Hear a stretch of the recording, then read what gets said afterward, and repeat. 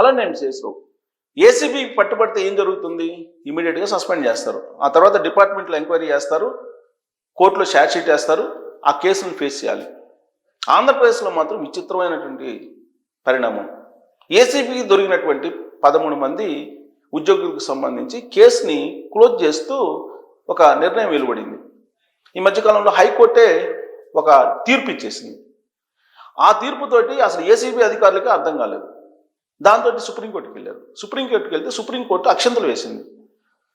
High court ఇచ్చినటువంటి తీర్పుని కొట్టేస్తూ ఆ 13 మంది మీద విచారణ చేపట్టండి అని చెప్పి ఏసీబీ అధికారులకు ఆదేశాలు జారీ చేసి ఛార్జ్షీట్లు వేసి వాళ్ళని శిక్షించండి అని చెప్పింది. అంటే ఏసీబీకి దొరికినటువంటి వాళ్ళు కూడా ఏసీబీ కేసులను తీసేయించుకొని కోర్టుల్లో కూడా కేసులు మాఫీ చేయించుకునేటువంటి స్థాయికి కొంతమంది ఉద్యోగులు వెళ్ళిపోయారు. ఆంధ్రప్రదేశ్లో అవినీతి రాజ్యం వెళ్తుందని చెప్పి సామాన్య ప్రజలను అడిగినా కానీ చెప్తూ ఉంటారు. ఇదేదో కొత్తగా ఈ ప్రభుత్వం వచ్చిన తర్వాత వచ్చినటువంటి అవినీతి ప్రక్రియ కాదు. ఏ ప్రభుత్వం ఉన్నా కానీ అక్కడ ఉండేటువంటి కొంతమంది అధికారులు, కొంతమంది పొలిటీషియన్స్ విచ్చలవిడిగా అవినీతికి పాల్పడుతున్నారు అనేది వినిపిస్తూ ఉంది. అక్కడ అవినీతికి పాల్పడటం, ఆ డబ్బు తీసుకొచ్చి బెంగళూరులోనో లేకపోతే హైదరాబాద్లోనూ పెట్టి ఆస్తులు కొనుగోలు చేయటం, ఇది దందా నడుస్తుంది. ఇది ఈరోజు వచ్చింది కాదు, ఇది దాదాపుగా కొన్ని సంవత్సరాలుగా నడుస్తున్నటువంటిది. అధికారులు కొంతమంది ఎవరైనా సరే పని కోసం వస్తే ఆ పని చేసినందుకు డబ్బులు అడుగుతున్నారు. ఎందుకు ఇవ్వాలి? నెల నెలా జీతం తీసుకుంటున్నారు కదా. ప్రజలు కట్టినటువంటి పన్నుతోటి మీరు జీతాలు తీసుకుంటూ, మీరు సౌకర్యాలు పొందుతూ, మీరు అన్ని రకాలుగా రక్షణ పొందుతూ, మీరు ఏ విధంగా మీరు డబ్బులు అడుగుతున్నారు? మీకు నోరు ఎలా వస్తుంది? అనేక మంది అనేక రకాలుగా అవినీతి పరులైనటువంటి ఉద్యోగులను దూషిస్తున్నప్పటికీ కూడా, అనేక రకాలుగా వాళ్ళని ప్రశ్నిస్తున్నప్పటికీ వాళ్ళ తీరులో మార్పు రావట్లేదు. ఉద్యోగ సంఘ నేతలు కూడా మాకు రావాల్సినటువంటివి ఇవ్వండి అని చెప్పి అడుగుతున్నారు కానీ, రైట్స్ మీద పోరాడుతున్నారు కానీ, హక్కుల మీద, బాధ్యతల గురించి చెప్పట్లేదు. పైగా విజిలెన్స్ కేసులు కానీ, ఏసీబీ కేసులు కానీ, వీటిని మాఫీ చేసేందుకు కొంతమంది ఉద్యోగ సంఘ నేతలు ప్రయత్నిస్తూ ఉంటారు సచివాలయంలో.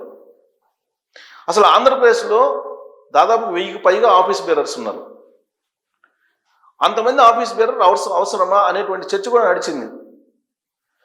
కులానికి ఒక సంఘం, మతానికి ఒక సంఘం, ప్రాంతానికి ఒక సంఘం, పార్టీకి ఒక సంఘం, ఇలా ఉద్యోగ సంఘాలు అనేకమైన పుట్టగొడుగుల్లాగా వచ్చాయి. గుర్తింపు కలిగినటువంటి సంఘాలు మాత్రమే ఉండాలి. వాస్తవంగా గుర్తింపు లేనటువంటి సంఘాలు, రిజిస్టర్ అయినటువంటి సంఘాలు అనేకం ఉన్నాయి. అక్కడ ఆఫీస్ బేరర్స్ అని చెప్పి విధులకు హాజరు కాకుండా టంచన్గా ప్రతి నెల జీతాలు తీసుకునేటువంటి వాళ్ళు అనేక మంది అక్కడ ఉన్నారు. ఇది ప్రభుత్వానికి భారం కాదా? ప్రభుత్వం ఎందుకు వీళ్ళ పట్ల ఉదాసీనంగా వ్యవహరిస్తుంది? నెల నెల జీతం మాత్రం కావాలి. ఒకవేళ జీతం ఇవ్వకపోతే గవర్నర్ దగ్గరికి వెళ్తారు. నెల నెల జీతం ఇస్తున్నారు కాబట్టి మాకు డిఎల్ కావాలి, టీఎల్ కావాలి, పిఆర్సీ కావాలి, తర్వాత కరువు బత్యం కావాలి, పండగ బత్యం కావాలి, రకరకాల పేర్లు పెడతారు. అవన్నీ కావాలని చెప్పి అడుగుతూ ఉంటారు. అడగడంలో తప్పులేదు. మీరు సక్రమంగా డ్యూటీ చేసి మాకు వర్క్ ఎక్కువ ఉంది, లేదంటే మేము వర్క్ సక్రమంగా చేశాము, మేము ఇంత సంపద సృష్టించాము, మా కారణం చేత ప్రభుత్వం బడ్జెట్ ఇంత పెరిగింది, మాకు కూడా న్యాయం చేయండి అని చెప్పి అడగచ్చు. అవన్నీ సంబంధం లేదు. సంపద పెరుగుతుందా లేదా, ప్రజల ఆదాయం పెరుగుతుందా లేదా, ఇవన్నీ అవసరం లేదు. ప్రజలు ఎలా ఉన్నారు, వాళ్ళ ఇన్కమ్ సోర్సెస్ ఎలా ఉన్నాయి, వ్యవసాయం ఎలా ఉంది, పంటలు ఎలా ఉన్నాయి, పంటల దిగుబడి ఎలా ఉంది, పంటల ధరలు ఎలా ఉన్నాయి, ఇవన్నీ అవసరం లేదు. ఎవరెటు పోయినా సరే మాకు రావాల్సింది మాకు ఇచ్చేసేయండి. అంత ఇచ్చినా కానీ అవినీతి పాల్పడకుండా పనిచేస్తున్నారని అంటే అనేక మంది ఉద్యోగులు కోట్ల రూపాయలు సంపాదించారు. ఈ కోట్ల రూపాయలని బంగారం రూపంలో మార్చి దాచుకున్నారు లాకర్లలో. ఏసీబీ ఎవరిని రైడ్ చేసినా కానీ కనీసం 100 సవర్లు తక్కువ బయటపట్టాల. 100 తులాల బంగారం తక్కువగా ఎవరికి లేదు. వెండి, విలాసమైనటువంటి కార్లు ఎక్కడి నుంచి వస్తాయి ఇవి? ఇలా విలాసవంతమైనటువంటి జీవితాలు గడుపుతున్నటువంటి వాళ్ళు అనేక మంది ఉన్నారు. అందరినీ కాదు, అనేక మంది ఉన్నారు. వీళ్ళలో 13 మంది మీద కేసు వేసి ఛార్జ్ షీట్ వేసి విచారణ చేస్తూ ఉంటే ఒకే ఒక చిన్న లాజిక్ తోటి ఈ 13 మంది తప్పించుకునే ప్రయత్నం చేశారు. ఏంటి ఆ లాజిక్ అంటే, ఉమ్మడి ఆంధ్రప్రదేశ్లో ఉన్నప్పుడు ఏసీబీ ఆఫీస్ హెడ్ క్వార్టర్ హైదరాబాద్లో ఉంది. ఇప్పుడు విడిపోయినటువంటి ఆంధ్రప్రదేశ్లో ఏసీబీ హెడ్ క్వార్టర్ లేదు కాబట్టి మీరు పెట్టినటువంటి కేసులు చెల్లవు. అది ఏసీబీ స్టేషన్ కింద పరిగణలోకి రాదు, ఏసీబీ రైట్స్ కింద పరిగణలోకి రావు. కాబట్టి ఏసీబీ కేసులు కొట్టేయండి అని చెప్పేసి వీళ్ళ తరఫున వాదిస్తే హైకోర్టు కొట్టేసింది, ఈ కేసులు చెల్లవు అని చెప్పి. దాని మీద సుప్రీంకోర్టుకి వెళ్తే సుప్రీంకోర్టు చాలా క్లియర్గా చెప్పింది. ఏం చెప్పింది? ఆంధ్రప్రదేశ్ విడిపోయిన తర్వాత అప్పటి వరకు ఉన్నటువంటి హైదరాబాదు ఏసీబీ హెడ్ క్వార్టర్ అయినప్పటికీ కూడా ఆటోమేటిక్గా బైఫర్కేషన్ చట్టం ప్రకారం విజయవాడలో ఉండేటువంటి ఏసీబీ కార్యాలయమే ఏసీబీ స్టేషన్ అవుతుంది. కాబట్టి దాని జ్యురిడిక్షన్లో వీళ్ళు వస్తారు కాబట్టి వీళ్ళని విచారించండి అని చెప్పింది. అంటే చిన్న టెక్నికల్ కాజును పట్టుకొని ఈ కేసుల నుంచి తప్పించుకునేటువంటి ప్రయత్నం చేశారు. అంతేకాదు, ఈ మధ్యకాలంలో పంచాయతీరాజ్ గ్రామీణాభివృద్ధి శాఖలో అనేక మందికి పదోన్నతులు ఇచ్చారు. వాళ్ళల్లో దాదాపు కొన్ని వందల మంది మీద విజిలెన్స్ కేసులు, ఏసీబీ కేసులు, ఇట్లా రకరకాల ఆరోపణలు ఇవన్నీ ఉన్నాయి. వాటన్నిటిని లోక్ అదాలత్లో క్లియర్ చేసేసుకొని పదోన్నతులు కూడా పొందారు. మరి ఇది కేవలం చదువుకున్నటువంటి ఉన్నతోద్యోగాలు చేస్తున్నటువంటి వాళ్ళకే సాధ్యం. చదువు లేనిటువంటి లేదా వ్యవసాయం చేసుకునేటువంటి వాళ్ళకి ఇలాంటి తెలివులు ఉండవు, వక్ర తెలివులు ఉండవు. వాళ్ళు ఏదో వాళ్ళు పని చేస్తారు, నిజాయితీగా బతుకుతారు, నిజాయితీగా ఉంటారు, వాళ్ళ నీళ్ళు వాళ్ళు తాగుతారు, వాళ్ళ అన్నం వాళ్ళు తింటారు, వాళ్ళ శ్రమను వాళ్ళు నమ్ముకుంటారు. ఎవరిని చేయి జాపి అడగరు, ఎవరి దగ్గర దేబిరించరు, అడుక్కోరు. కానీ చదువుకున్నటువంటి వాళ్ళు కొంతమంది ఏసీ రూమ్లో కూర్చొని ఎవరు వస్తారా అడుక్కుందాం, ఈ పరిస్థితుల్లో ఉంది సమాజంలో ఉండేటువంటి ఉద్యోగుల యొక్క కొంతమంది పరిస్థితి. మరి వీళ్ళని ఏసీబీ రైడ్ చేస్తే ఏసీబీ కేసుల నుంచి తప్పించేటువంటి వాళ్ళని ఏమనాలి? హైకోర్టుకే బురిడీ కొట్టించారు, సుప్రీంకోర్టు అక్షంతలు వేయకపోతే వాళ్ళు తప్పించుకునే వాళ్ళు కదా. సుప్రీంకోర్టు దెబ్బకి ఇప్పుడు విచారణ ఎదుర్కొంటున్నారు. దానికి సంబంధించినటువంటి న్యూస్ చూద్దాం. ఇది ఏసీబీ ఎఫ్ఐఆర్లు రద్దు చెల్లదు, ఎఫ్ఐఆర్ను రద్దు చేసింది హైకోర్టు. ఆ విధంగా చేశారు ఉద్యోగులు. హైకోర్టు తీర్పును కొట్టేసిన సుప్రీంకోర్టు. హైకోర్టు విధానం న్యాయాన్ని అపహాస్యం చేసేలా ఉందని సుప్రీంకోర్టు వ్యాఖ్య చేసింది. ఇకపై ఇలాంటి పిటిషన్లను విచారణకు తీసుకోవద్దని నిర్దేశించింది. ఇకపై ఇట్లాంటి ఏదైనా వచ్చినా కానీ మీరు తీసుకోవద్దని చెప్పి సుప్రీంకోర్టు వార్నింగ్ ఇచ్చింది హైకోర్టు. రాష్ట్రంలో అవినీతికి పాల్పడిన 13 మంది అధికారులపై విజయవాడ అవినీతి నిరోధక శాఖ సెంట్రల్ ఇన్వెస్టిగేషన్ యూనిట్ నమోదు చేసిన ఎఫ్ఐఆర్లను రద్దు చేస్తూ ఆంధ్రప్రదేశ్ హైకోర్టు గత ఏడాది ఆగస్టు 1న వెలువరించిన తీర్పును సుప్రీంకోర్టు గురువారం కొట్టేసింది.